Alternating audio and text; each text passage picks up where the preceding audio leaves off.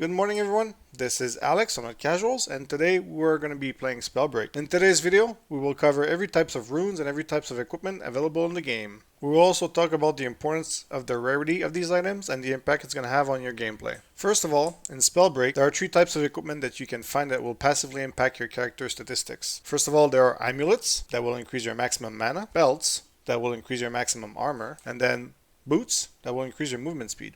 The increments for the amulets is going to increase your maximum mana by 10 points per level of upgrades. Now this might not seem by much, but it is a lot. In this case, whatever you're going to do in Spellbreak, that you're going to be either flying is going to consume your mana, or you're going to do normal attacks, that's also going to consume mana. Luckily for us, special abilities do not consume mana, so on this end we're good. So having a really good amulet in this game is going to have a really positive impact on how you manage your mana and just how much you're going to have some freedom and also margin of mistakes on how you handle your mana during a fight encounter, whether it's you flying and trying to dodge or reach higher areas in the map, or that you're just trying to spam attacks but at the same time you're trying to do evasive maneuvers.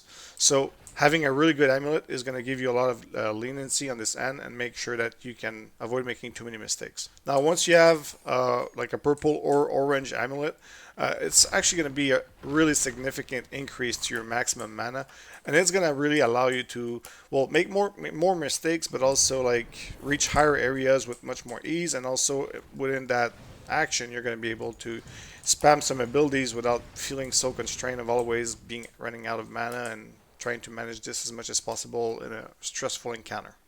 Now, a very important tip regarding the gameplay and how you can really enhance your teamwork with your team.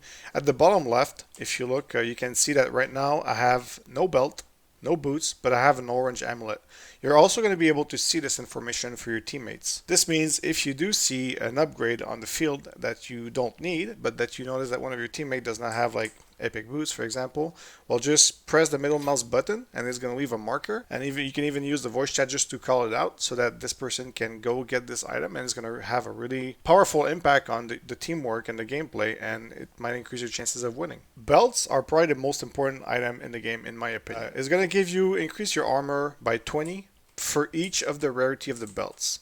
Right now, at the bottom left, you can notice that I already have 20 armor. This is because right now my primary gauntlet is the stone one, and the stone level 1 ability is a passive plus 20 armor. So with a stone build, you could reach 120 armor. It's really a big difference in a combat, especially if you can position yourself strategically to be able to refill your armor whenever necessary. Now the belt is a bit more straightforward. It's really more like a defensive aspect. It's going to allow you to stay longer in fights and also avoid dying. So make sure to also on the battlefield split somewhat evenly your needs of potions that are going to refill your hit points, but also your needs of shields whenever you're going to be running out of shields. Finally, we're going to cover the boots. Movement speed in any type of battle royale game is really important for obvious reasons, since you have to run away from the zone and you're constantly moving around, and even during battle encounters, having just that extra movement speed is going to make you a bit harder to hit and touch and predict your movements. So obviously these boots give +1 to movement speed every time, and you might not really notice a big difference if you like to upgrade to like a green one. It is noticeable, but it's like between no boots and green boots, it's not that impactful.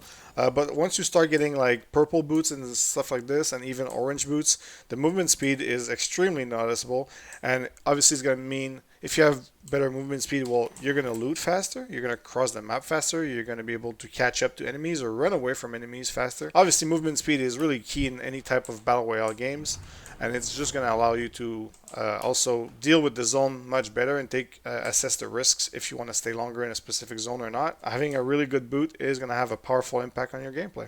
In Spellbreak, there are 7 different types of rune. The teleportation runes, Wolfblood, Flight, Springstep, Featherfall, Dash, and Invisibility. The main thing that's going to differ between the rarity of the runes is the cooldown. The lower rarities of runes are all going to have really long cooldowns, and the more and more you're going to upgrade to better runes, the cooldown is going to go down somewhat significantly. Now, in the case of the teleportation rune, well, obviously it's going to teleport you. You just hold the shift key, and you're going to have like this pink pillar that you can aim at where you want to teleport. And whenever you're going to let go, it's going to teleport in that area. So make sure to not just press it, but really to hold it, press and hold, and then select wherever you want to go, and then just let go, and whoop, you're there. So the orange one is a, I think, 12-second cooldown or so, 11, 12. And obviously this is extremely useful in combat, especially if you wish to disengage or you wish a really powerful, strong engage or like to flank someone. Obviously, I prefer in my case to use these defensively. If I'm about to die or something like that, I'm often going to try and juke the enemy. So it's going to be really useful to get out of a hard spot. Now the Wolfblood Rune is really, really useful. The cooldown is not that long, especially if it's really upgraded. And what this rune does is whenever you're gonna howl, well, obviously people around you are gonna know and hear that you're howling, but this is also gonna mark enemies that are nearby. So you can see here this NPC is highlighted in red, so is this one. So it has a pretty good range, and it's gonna just give you a hint of just nearby enemies. So ideally, if you can have at least one person in your team that runs a Wolfblood Rune, it's going to be really useful just for positioning and just expecting ganks and anticipating just like sneak attacks and stuff like this. Obviously, one thing that's going to be important to note is that the person that's going to use the wolf rune is going to be a bit slower. He's not going to have a lot of mobility to really keep up with the team. So it could be ideal if the person that's using the wolf rune is someone that is primary gauntlet is the frost one, just because they have a lot more mobility than the other ones. So you just spam this ice trail and try to aim as high as possible to make it efficient, and then you're just going to be able to skate and try to follow your team, although some of them are going to be flying or just teleporting and stuff like this. So try to prioritize someone that's not too gimped on movement so that he can keep up, you know. Next is the Flight Rune. This rune, in my opinion, is really, really useful. It's really a good way to disengage or even engage or keep up with someone or escape the zone if you're in a bad spot. I often use it to like a hard encounter that I feel I'm losing. I'm just gonna fly up and then I'm gonna start flying, and I'll often try to go outside the zone if the zone is really close, and try to then come back inside the zone, but from a different area, so that the enemies can kind of lose you, especially when you're outnumbered and you need to buy some time. Like, you can just leave the enemies fight themselves, and you're just gonna go position yourself in a more sneaky area, and then you just hide and crouch, and you're like, it's your time to use potions and shields and stuff before you get back in there, and this can really buy you some important seconds repositioning yourself in a safer area. This next rune is the Springstep Rune. The cooldown is pretty short on this rune. Like, you're gonna be dealing with like a 4 or 5 seconds rune the cooldown when you're gonna have like a purple or orange one. However, this rune personally I don't really like. It can be useful like in an encounter if you want, like you have a high mobility with boots and you're just like jumping around and trying to just sneak and position yourself, but at the same time I feel that it's just, I don't know, it just feels too short of an impact. I mean, it's useful if you just spam it a lot, I guess, and you want to juke someone and just surprise them with something that they were not expecting. Like, they thought you were going down here and then, oops, you're not going down there, or whatever. They can be useful. I'm sure a lot of people like them, but personally, they just don't fit my playstyle. They have a short cooldown, but the distance that you actually cover with them is much shorter. However, they can be used for more like juke potentials. The next rune is the Featherfall Rune. This rune has a moderate cooldown, and obviously it gets better as you go up in rarity. What it does is really allows you to like reach the sky and stay in midair as very, very long times, even without you using your mana to fly.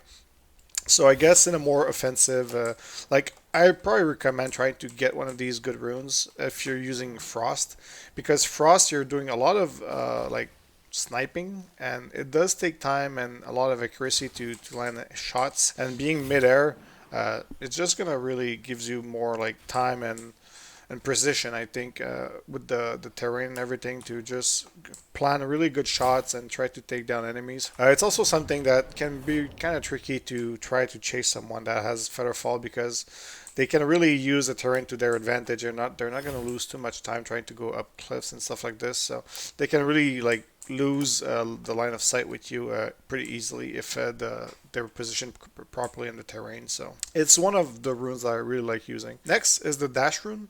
This rune is somewhat similar in my opinion to the Springstep Rune. It is something that's short cooldown. But it also covers really short distances. Then again, this is similar in the time of playstyle that it's more like to try and do like short dodges or juking the enemy and like doing unpredictable things. You can go backward and frontward in multiple directions, which is cool. And it can buy you like important seconds if you want to like get out of sight or just go like hide somewhere to use a potion or something. Yet again, what I don't really like about this like short distance. So it can be useful since you can spam it and you can really juke enemies and dodge attacks and stuff like this. However, I feel that this requires a higher skill cap type of thing, in the sense that you're gonna be it's gonna take more time before you master this type of gameplay compared to like something that's a bit more simple like a teleportation rune. Finally, the last rune is the Invisibility Rune. The cooldown is not that long. It is compared to, let's say, the teleportation. But upgrading it does not really have a big impact on the cooldown. Like maybe it's going to shave off like a second here and there. And whenever you're going to use it, well, you're going to be invisible. Obviously, like invisible targets can still be somewhat seen, especially if the enemies have a Wolfblood Rune. However, I mean, if you, like in the middle of a combat, I feel that this Invisibility Rune is not that useful. Since you can still like somewhat see where people are going and stuff like this. However, if you're trying to sneak or someone, or just maybe like hide yourself and you're using a lot of the line of sight and the environment to your advantage, it can be really helpful, I guess, if you turn a corner and the guy's not too sure where you're going and then you're just hiding like inside a narrow box and you're crouching or whatever. Like there are some cases where like it can be tricky to track and follow. But in my case, it's probably my least favorite rune.